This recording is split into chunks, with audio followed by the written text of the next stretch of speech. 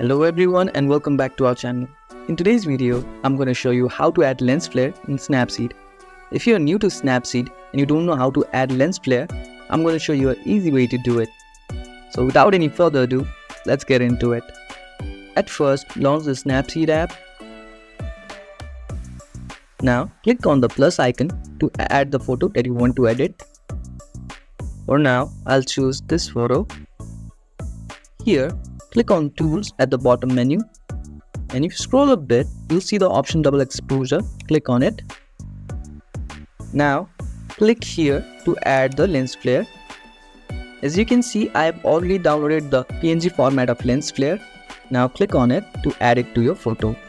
Now, simply click on the lens flare and place it wherever you feel like. And you can also play around with the filters like darken, light, subtract, overlay.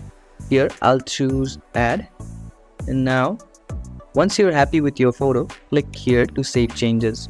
And just like that, we can add lens flare in Snapseed. If you found this video helpful, don't forget to give this video a thumbs up and subscribe to our channel for more tutorials like this.